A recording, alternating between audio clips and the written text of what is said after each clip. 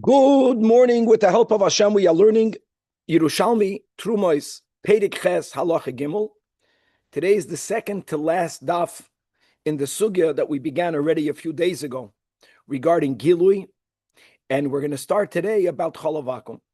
Now, my friends, the sugya of Chalav Vakum we learned together in Bavli, and actually, before we begin reading today's Yerushalmi, I'm going to read the Mishnah and the Gemara in Avodah Zarah, Bavli Avodah Zarah, Daf Lamed Hey Amud Beis. If you want, you can get a Gemara. And what will be amazing is that in the Yerushalmi, we go way beyond. We add a detail, not a detail, we add a whole other side of Chalav Vakum that's Bechlal not mentioned in the Bavli. In the sugya of the rabbinic laws prohibiting us consuming items that were made by Goyim, even when there is no kashrus issue. It's not about what ingredient was put in there.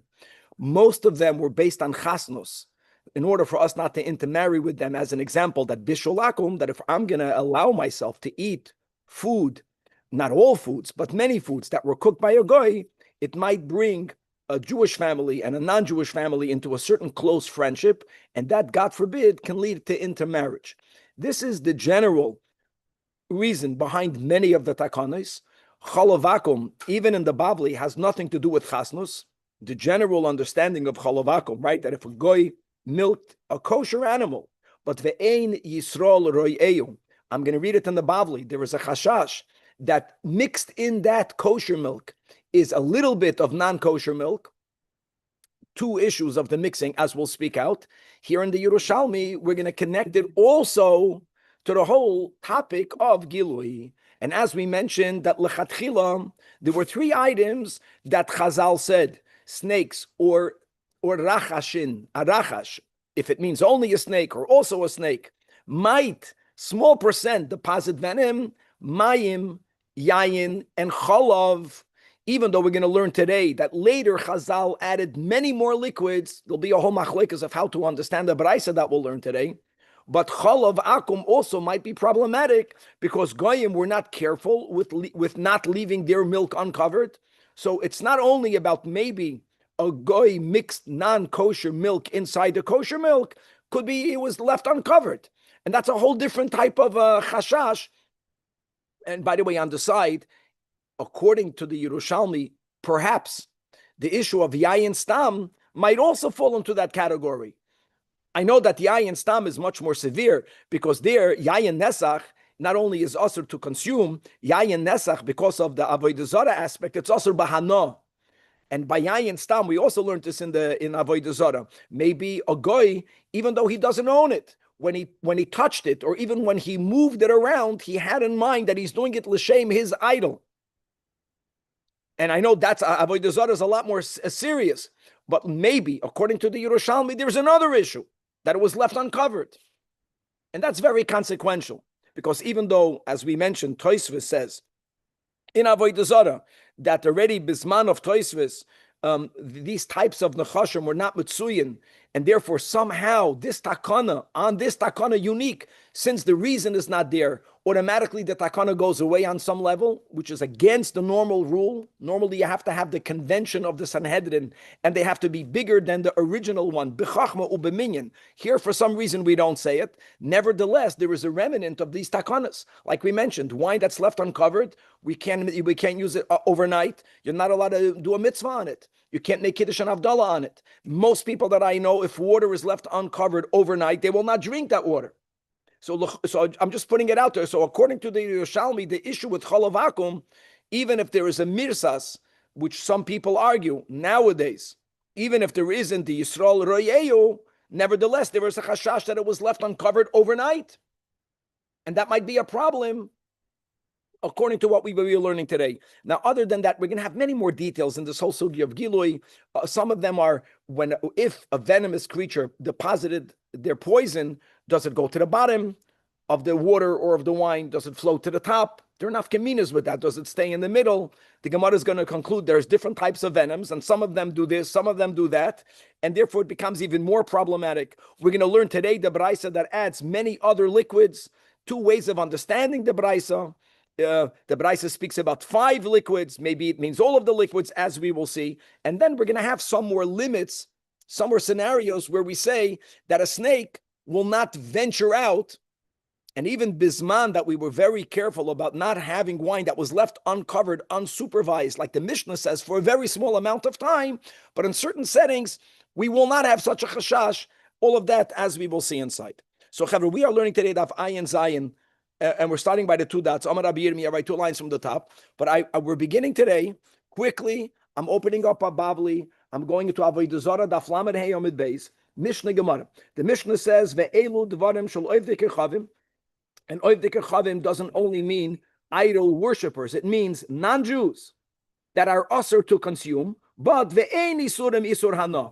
It's only an isur of achila, but you are allowed to have benefit. There's no chashash that there's any connection to avodah zarah, unlike yayin stam. And what are they? So the first one that the Mishnah mentions is chalav shachalavai oived kechavim, milk that was milk from a kosher animal, but by a non-Jew. Ve'ein yisrael royeyu, and a yid was not overseeing the milking. Says the Gemara, I'm skipping the Mishnah. Chalav lamay nechushla. We're not going to say chasnus. You're not going to get close because you had the milk that they milked. So, mishum ichalufe, says the Gemara, if we are afraid that the guy told you he milked it from a cow, but he might have milked it, let's say, from a non-kosher animal, and the rule is that anything that leaves a kosher animal, hayotzim and hatar tar, hayotzim and hatame tame. Don't tell me honey is a problem because honey doesn't actually come from the bee. Okay, but that's an exception, right? So an egg from a non-kosher bird is not kosher. If it's from a kosher bird, it is kosher. Same thing with milk. If you're going to say that you might exchange it, so the Gemara says that that the colors of the milk are different. Generally, pure milk, that means the milk that we have from a cow, from a goat, they are whiter. And from other non-kosher animals, they are greenish. Yarok can be greenish. Yarok can be yellowish. Yarok sometimes can be bluish. We find this by the tchelas. It's colored. So the Gemara says, okay, you're right. So we're not afraid that he's going to give you 100% non-kosher milk, but he'll mix it in. He's going to mix it in. Now, there's 2 ways of mixing it in. Number one is, many people sell milk today by the volume, right? By a liter, by a pint. So he had kamata pint. He had almost the amount from the kosher animal. He wants to complement it. So he mixes it in. There was another detail to that, which is important. And that is that those same utensils might have been previously used for non-kosher milk. We're not talking about the keli absorbing the tam. We're not going there. But there was milk in there. There was pig milk in there. But he didn't fully rinse it out. In other words, the keli wasn't fully cleaned. Not because he wanted to add to the shear. I'm saying these things because they're very consequential halachically today. So if it's that, so the Gemara asks nekoim. Nekoim means that Hashem made it so that for milk to curdle, to turn into cheese, only milk from a kosher animal turns into cheese. So turn it into cheese. If it's not going to curdle, then it's a raya that it's not kosher. That's the Gemara's kasha. And the Gemara answers, and achanami, if you're buying the milk ligvina, hachinami, there's no chashash. By the way, until today, there were some people that even though chalav will be only chalav Yisrael, but when it comes to gevina, the process of turning it into cheese, you have to use a kosher starter. But the milk will be chalav akum. And it's very important for people to know that because many times when you look on the packaging, it's going to say Gevinas Yisrael. But you're going to think that it means they used Chalav Yisrael milk. They did not. I know they're now in the kosher markets because to make it, to curdle it, we don't do it naturally. No one has patience. They put in a starter. The starter can be a kashrus issue. So Gevinas Yisrael means that they make sure that the starter is good. But it doesn't dafka mean because of this Gemara. The Gemara is saying that enachanami, if you're making it into cheese, you don't need Chalav Yisrael. So the Gemara says, the problem is, if you're not making it into cheese, then you wouldn't know. Maybe there's a little bit of this older bavli. So the Gemara says, so what? Why do you have to have this thing that a Jew is standing over it? The Gemara asks in the bavli, when you buy milk from a guy, take a little bit of milk, turn it into cheese, and if it turns into cheese, is araya that it was kosher milk. If it doesn't curdle, it means it's non-kosher.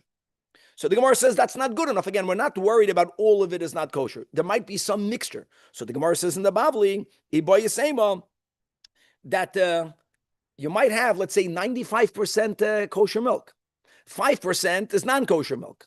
It will curdle, and the non-kosher milk will remain the moisture inside the cheese, and you won't even notice it because all cheeses have moisture in it.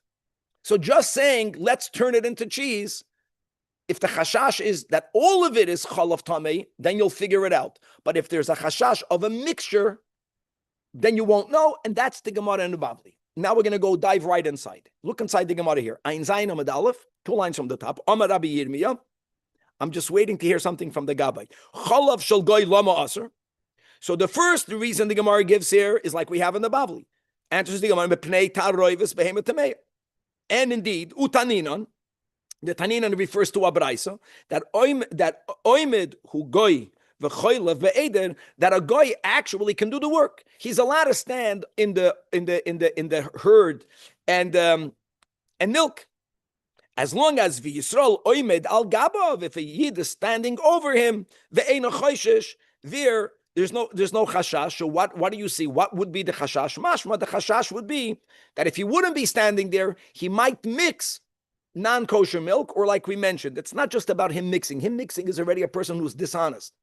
We're not saying we're afraid of dishonesty. Oichet, even if he's honest, if he's telling you, I'm selling you cow's milk, it's cow's milk. But the utensil had in it previously a little bit of residue of pig's milk. And he doesn't have to clean it out. He's not keeping kosher. Okay, look inside the Mara folder. V'tani thein, v'tani nami bebraisa, says the Mara folder, 3 lines from the top. She'isur shel chalav is mishum taroivis behemoth tamei.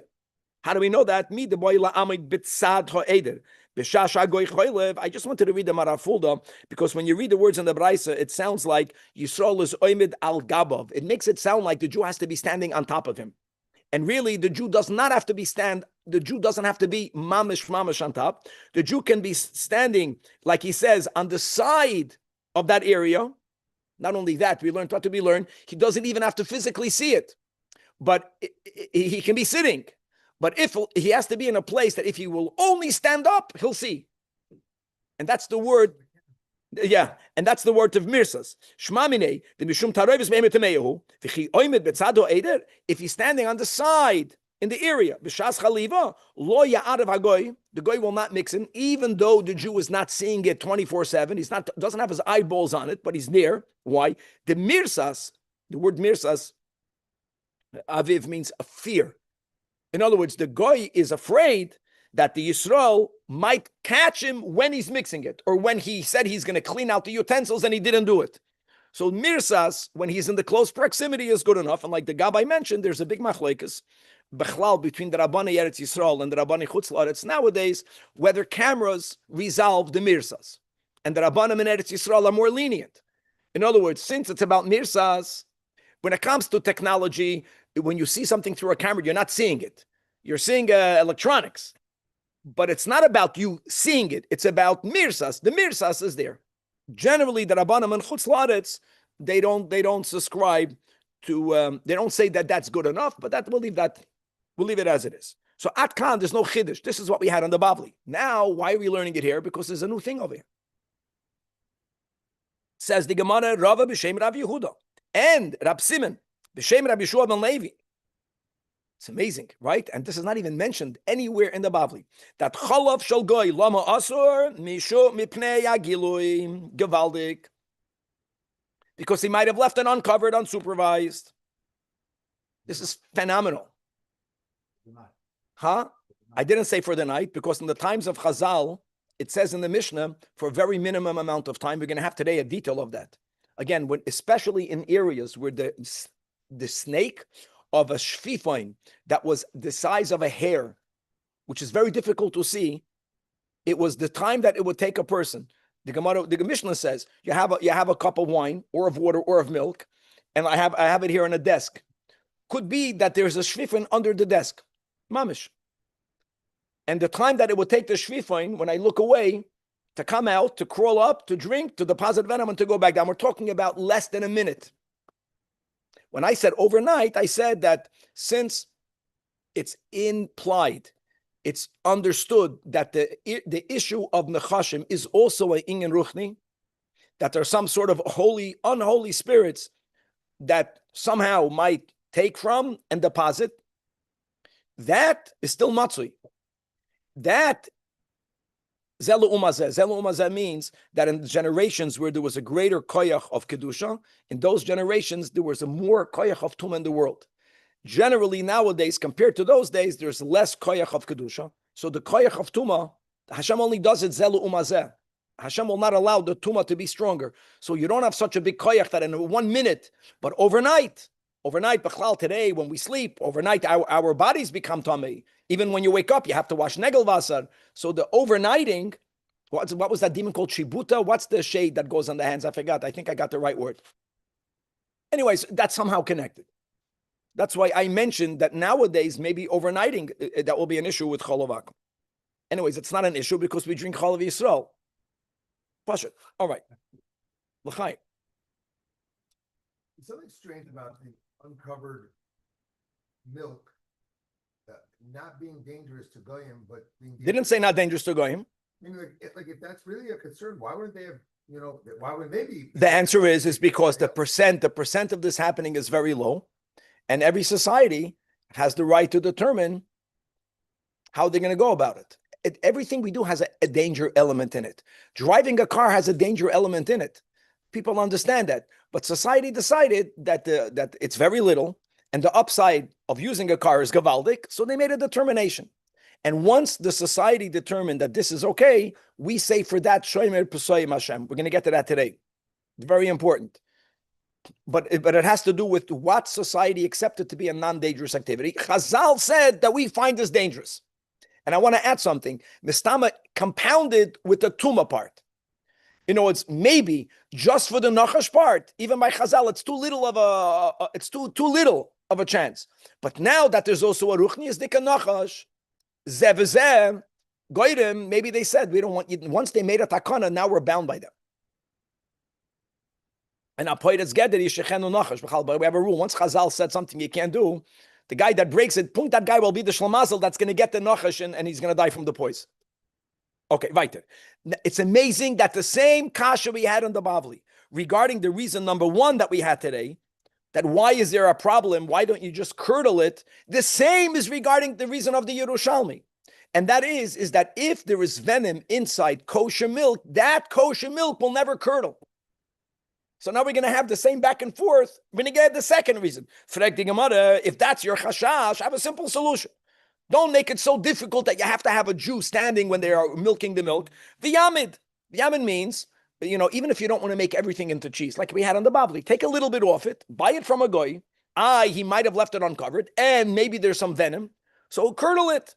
And if there would have been venom in it, either it won't curdle, or some people say that the poison would rise to the top, and it will be discernible. That the cheese will have on it a certain type of foam that you will mamish see the poison there, and you'll remove the poison. So says the Gemara, Amar Rab Shmuel bar Rab Yitzchak, that it's not so. That maybe most of the poison will raise to the top, but some of it will remain inside. It's more or less the same answer we had on the Bavli. That's that the non-kosher milk will remain inside the Pneisha Eres, which will remain bein hanakavim. It's going to remain in between the holes of the cheese, in between the crevices of the cheese. So you're right that maybe most of the venom will flow to the top and you will be able to remove it. But the venom itself doesn't curdle. So it remains distinct. So yeah, you're right. That which will be on the top you can remove, but that which remains inside you can't remove. Beautiful. Yeah, but like Danny was saying, the possibility, even Chazal admitted this is a very small possibility. We keep on mentioning that Chamira Sakanta Meisura. If this would not be a safety issue when it comes to issues of whether there's kosher or not, for such a small percent of something bad happening, normally we don't say you can't do it. We follow the majority. You don't know. You just know that the guy wasn't careful to keep it covered. We curled it into cheese and some of it rose to the top. Yeah. So you know that there's some venom. Why are we scared that, you might not see all the venom? Okay, maybe you're right. Okay, that some venoms b'chlal don't go to the top. All the venom is in there. How much venom can come from a shvifoin snake? If we're speaking about a snake that has the size of a hair, he can't have more juice in him bigger than him. So I have a cup of this size of milk. So I have over here a half a drop of venom, but it's a venomous. Talking about a drop. That's the problem. It's potent. It's not some okay. And indeed, the Gemara says that you should not shloisha arasin hein. There are three types of venoms. There is an eres, there is a venom that sinks to the bottom. You have another type of venom, the opposite, that floats to the top. And then you have a venom that stays in the middle. Oimed kesevacha milmaila. It remains the way the expression is, one layer above the bottom. Okay. And indeed, a Maisa to prove it. That Rabbi Yirmiyah, he was the one that began today's sugya. Is Galia Gigaisa, the Sidra Ruba. There was a barrel of water. Now, guys, they didn't have running water. That was a big deal. So in every Beis Medrash, imagine a big Beis Medrash where you have thousands of Talmidim. They must have had huge barrels of water. So when Chavre need to drink, today everyone drays it by the coffee. They had no coffee then. That was there. They went to get water. And that big MF, the barrel, to get the water in there, to schlep it to the Beis HaMedrash, and it remained uncovered. And people, for whatever reason, felt, I'm not going to trouble myself. They began to drink from it. Now, guys, if all poisons would flow to the top, then the first people that would have consumed it would have gotten hurt, or God forbid, died. And then the later people can say the fact that people drank from it and nothing happened to them is araya, that there was no poison in there. But that's not what happened. This is all to prove that not all poisons go to the top.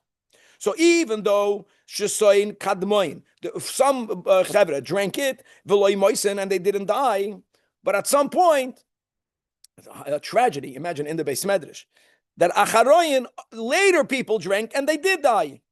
Is araya, ani oimer, eres shekeya hoyo, that the type of venom that was deposited in the water was that type that sunk to the bottom. So it took a while to get to that venom. Another story. Poi Allah havyoin bechakla. Chakla means a field, right? Chakal tapuchen kadishin. We know this. And Isgalias kulsa demaya, a pitcher of water became uncovered, and for whatever reason, people were not careful and they consumed it. The ishtan mino kadmoyin v'loy maison, and here again achroinu maison. So ani oimer eres shekeya hoya. I think it's not stam. The Gemara doesn't. We never had a gadata. I think there is the types of snakes that are found in homes in a Beis Medrash. You have snakes that are found in the field. There are different types of snakes. Those who are comfortable with people, those who are not comfortable with people, and whether here or there, and maybe that's the Gemara's point. No matter where the snake is, some of them go to the top, some of them sink to the bottom. And after we have stories, now we found a brisa, the Tani Tain, that Flavish Shenis Galsa, if a barrel became uncovered, and as we had in the Mishnah, that a side of liquids uncovered, aside of that, there was another issue, that the Mishnah spoke about different types of products. One of them was in the avatiach, that you see perforations in it. And we said that even if it's a huge avatiach, nevertheless, since it's moist, even though the venom was deposited where the hole is, it went through the whole thing.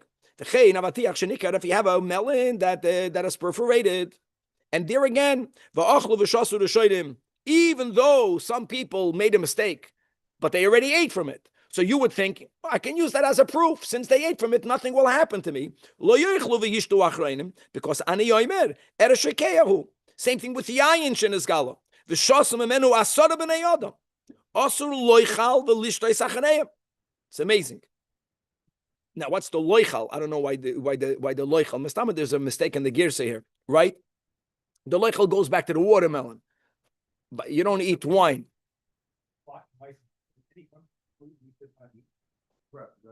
Like in the tree, like the squirrel sometimes.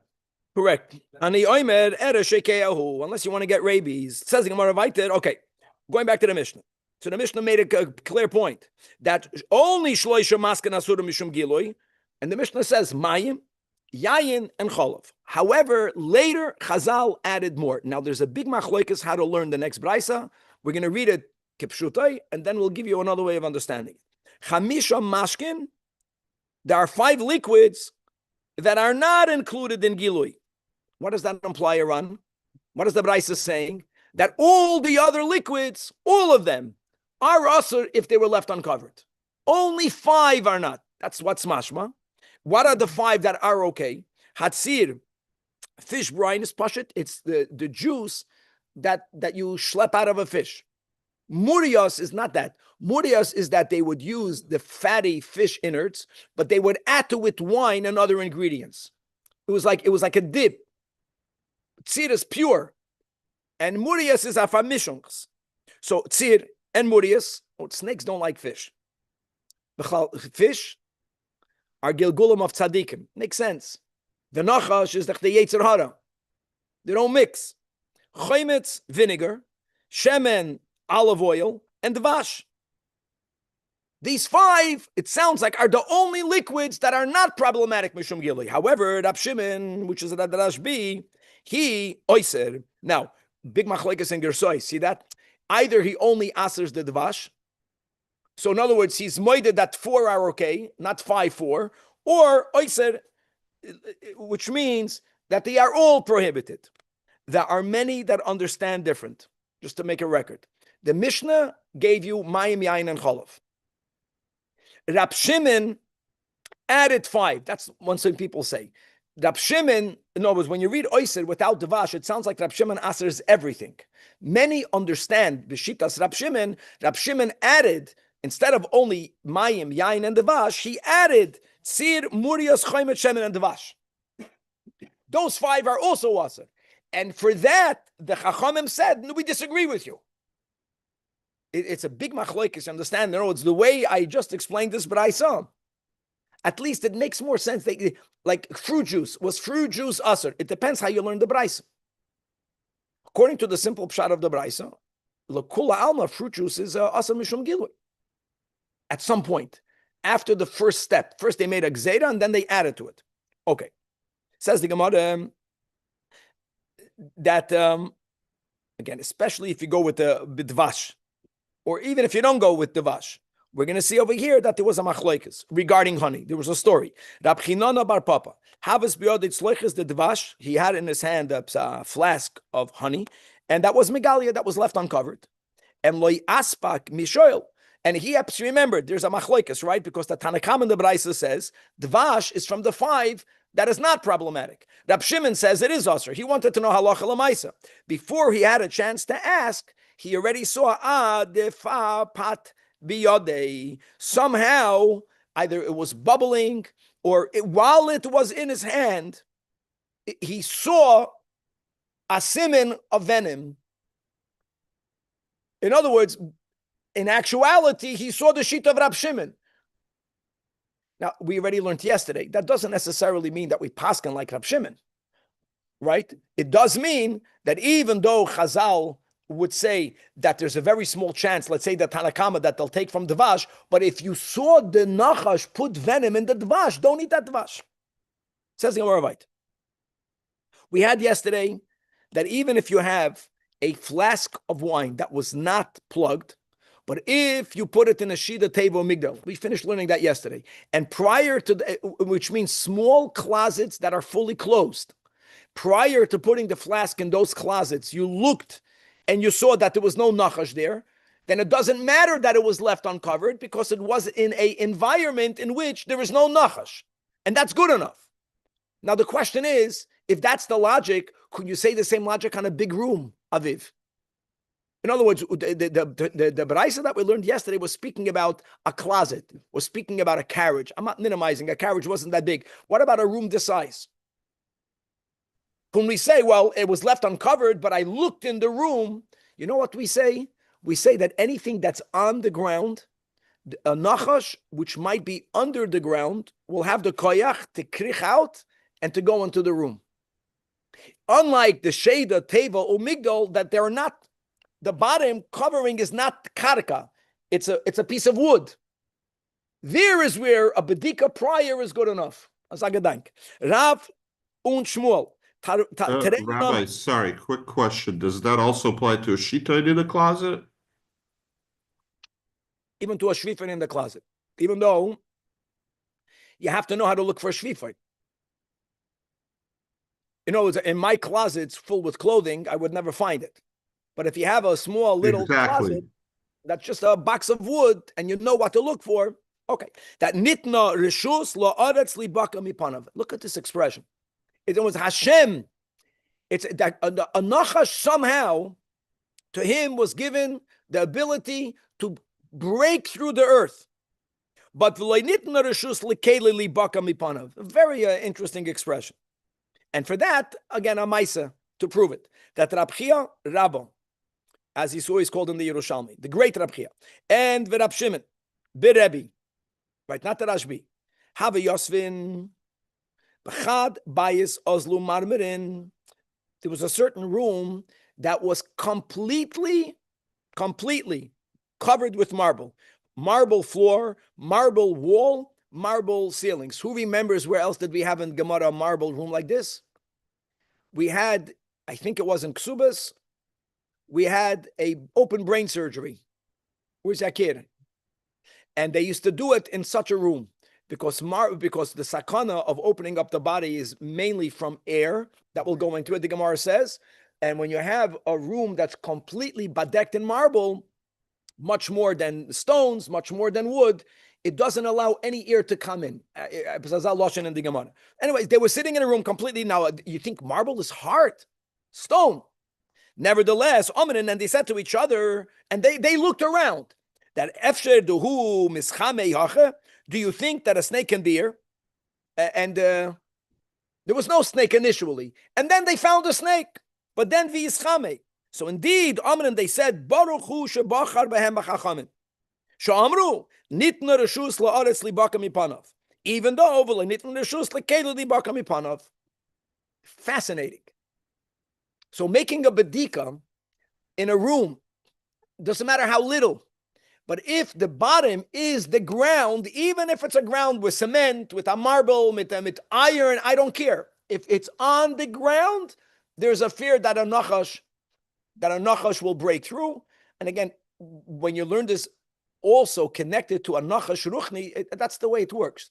The nachash comes from the ground. It doesn't come from the heavens. You know, it represents, he comes from the depths of hell. He's coming from something lowly. He'll make a hole. There's a reshus given to him to break through. Fascinating.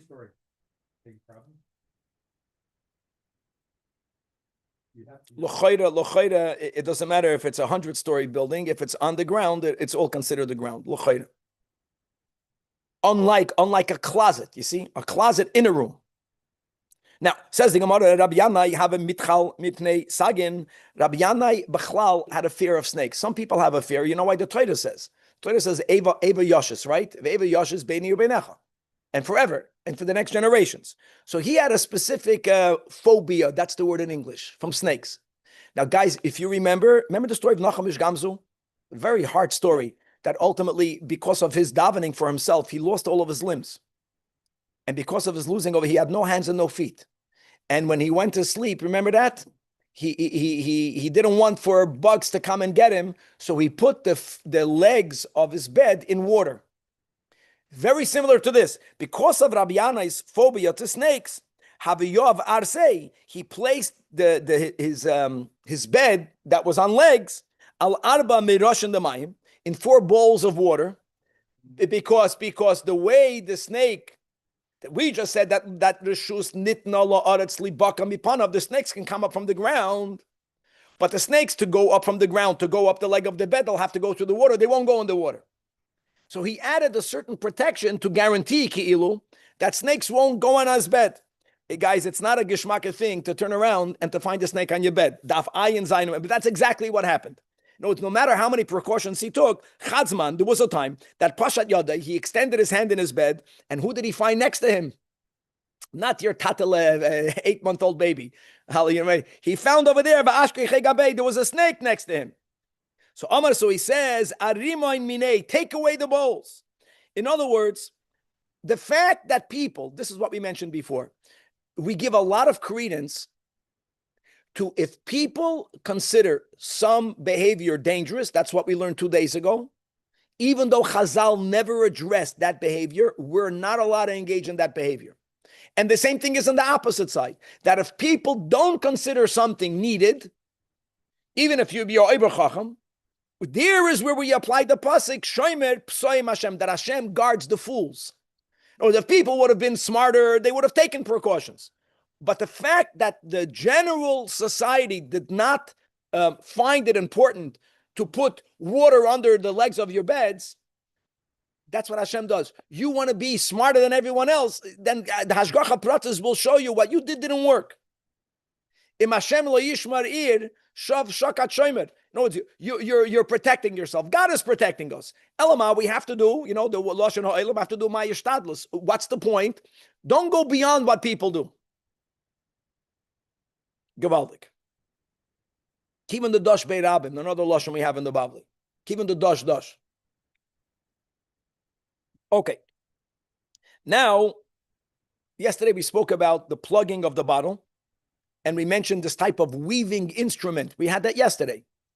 Whether you have to be able to pick up the flask from the pkak. How much of a covering must the keli have? And you would think, based on what we're learning, it can't even be open on mashu. The Gemara is going to tell you something fascinating that it could be. See, snakes, when they go into something, that's their nature, according to the Gemara. When they go out, they don't back out. Because the car goes front, and then you can put it in reverse. Snakes don't back out. For them to go out, they have to make a U-turn.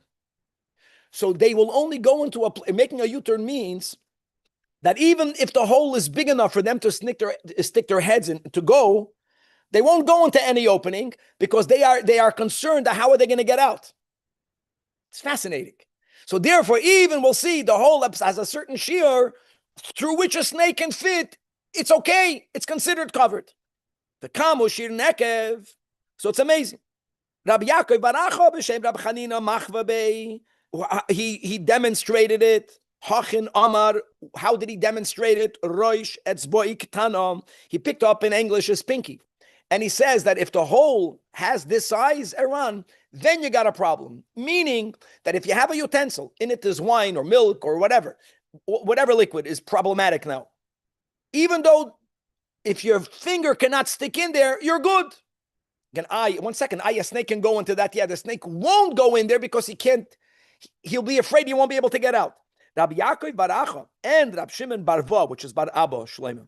It's amazing how a base, first of all, they do 2 steps. Step number 1 is that they cut off the olives. Instead of Abba, Ba. And then, instead of 2 bays, they're Yiddishistin, Meretach Yiddish. So in Yiddish, how do you write a vase? Vavs. That's what it is. Barva b'shem Joel Levi ad kedei shloi tikonis roish etz bekatana sholtinik ben yoyim elotoich. Much smaller. He says if it's already the opening of a pinky of a baby, 1 day, then it's problematic. But even he is moida that if the opening is smaller than the pinky, than the tip of the pinky, then you are good. Frag the Gemara, why would that be good? But snakes are smaller than that. Snakes can squeeze in. Answers the Gemara, if a snake doesn't feel confident that he's able to get out, he won't go in. How great is that? I would say like this, the reason, if the Nachash represents sin, you know why a Yid sins? So, on some level? Because we know we can do tshuva. Even though ha'emer echta v'ashuv. Because since you can get out of this disaster that we put ourselves in when we make these bad choices, we go in because we think we can get out. If we would know that we can't get out, even the Nachash won't go in there. Beautiful. Says the Gemara. Based on that, I have a new point. It was the only reason why we tolerate a small opening is because the snake won't go in because he doesn't know he can get out. If you have a salta is a basket. What's a basket, Aviv? It's a utensil that has a lot of little openings all around. So let's say it's what's it called? Those leaves. It's a leaf basket. And let's say every hole is smaller than this. But the snake sees there's a hole here and there's a hole there. He doesn't have to turn around, doesn't have to make a U-turn. So there we are going to be chayish, even though the holes were smaller. I feel katam kama asur. Why? Because the snake knows it can go in here and can go over there. So the Gemara, asal kusa, my friends. I forgot in which Masechta Shlomo will remind me when Shlomo Horowitz made the siyum. He mentioned from this Masechta he learned, amongst other things, is that don't put bread in a hanging basket in your house. it can bring a person to poverty. Snakes, don't think that because the basket is hanging in the air on a rope, they had these baskets, that whatever was left in there, machneshois, doesn't matter if it was uncovered. No, a snake can climb on the roof and climb down that rope and go in there and drink and leave poison and get out, and you will never know that. Hahu salkusa afilu duhu talya kama, even if it's a suspended far above the ground, vadai, the snake won't be able to jump in from the ground. It's something hanging from the ceiling. And in there you put a cup of water that was uncovered. Still asura. Why? Duhu mishtal shel. Because the snake comes down the ishtal shalus. This is so significant. What do we learn in Chassidus? I know that at some point there's no ra. So where does the nachash begin from? So the nachash begins that in Atzilus there is a klipa called ru'uma. That's the pilegesh. That's the end of Parshas Vayera. That's how we end the second day Rosh Hashanah. The last, right? Shema ru'uma. Tachash. What's ru'uma? Ru'uma. What's klipa? Klipa is the lack of bittul. So how does it begin? It begins when someone says, look how much I'm bottle. Ru'u, geba cook. I am on the level of ma. That's what the Alter Rebbe says. So from there comes down the snake. And it comes all the way down over here. Now, come on. Weiter. How much time unsupervised is a problem? The Mishnah says, if a snake can come from near, how near is it? It's amazing that if you have a handle, if guys, that you have that under the handle, the time that the snake can come from under the handle to go into the top. What are you talking about? Will you not see it? No, Amar Rab Chanina min cotton. Who here we have it? That there is a snake that's very little, and ushvifain shemoi, v'hu doime l'sa'ara. Guys, I heard people teaching sara means a barley bean. No, sara means kuchuta saira. That's why you won't be able to see it. A barley bean you can see. Even I don't have such great vision, but I have a Rab David who made me glasses. I can see a barley bean. A hair you won't be able to see. That's how much we are afraid. Okay, let's go to the end of the Amid. Shira Maimagul. In the Mishnah, we had the following machloikas Tanoim. The Tanakama says that if only water, if the body of water, the gathering of water that was left uncovered is very large, the Mishnah did not say how large, then we don't have a problem because the venom of the snake dissipated, became bottled in the water. The Tana Rabbi Yossi says no. Number one, if it's in a keli, it will never be bottled. If the water is in the ground, and we said, and therefore it's cool, if it's 40 saw or more, then we don't have to cover it. That's what we had in the Mishnah. Says the Gemara that indeed, like Rabbi Yossi, if the water is in the ground and it was left uncovered, how much minimum water do you need to have to say, even if there was venom in there, and nothing to worry about, Arbaim saw. Rab Nechemya Omer, and the Tanakama Shir L'choides, like Rab Nechemya, Kedei Shetehei Chavius Mismala Bahen. So either Chavius Shel Shaitin or Chavius Shel Shichen. We're speaking about sailors. When sailors go on their shifalach that they had, not on the QE2. So they needed to bring fresh drinking water. So they had these barrels, whatever that standard size is, it was not 40 saw. That even if it's only that amount, you don't have to have it covered. That's only by water. For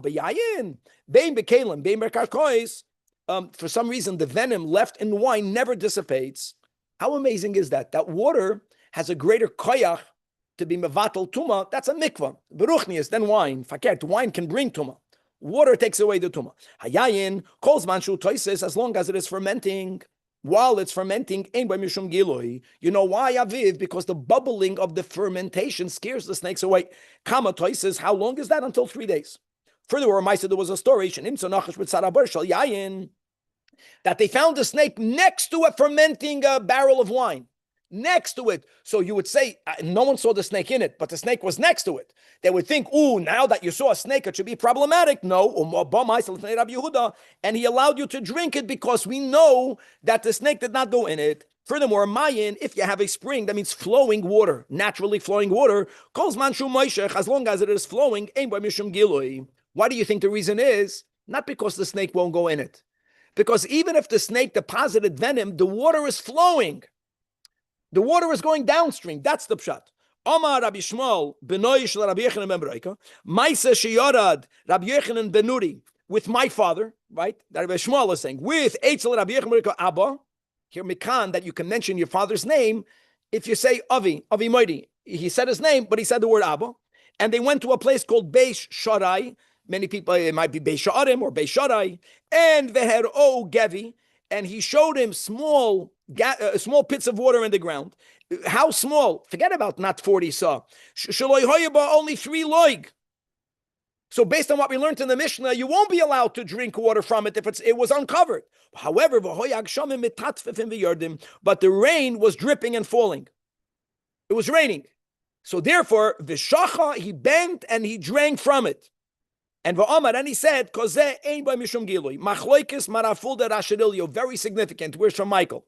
The Rashidilio writes, like we learned yesterday, since it was raining, so the dripping of the water in these pockets, the dripping scared the snakes away. That's the Rashidilio on the left column.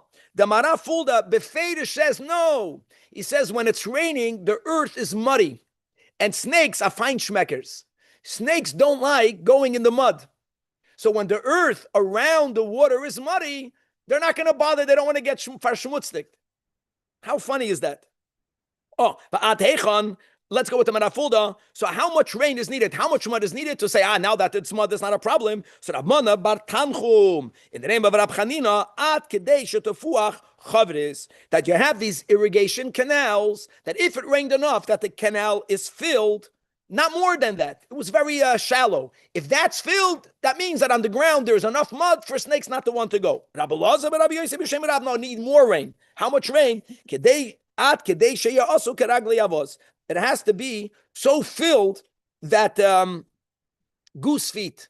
The water has to be as deep as goose feet, which means the earth is very muddy. Then we say, because of the mud, the snakes don't want to drezach. But if you have less than that amount of mud, then we cannot say that the snakes will refrain, and everything that you find uncovered was not allowed to be drunk.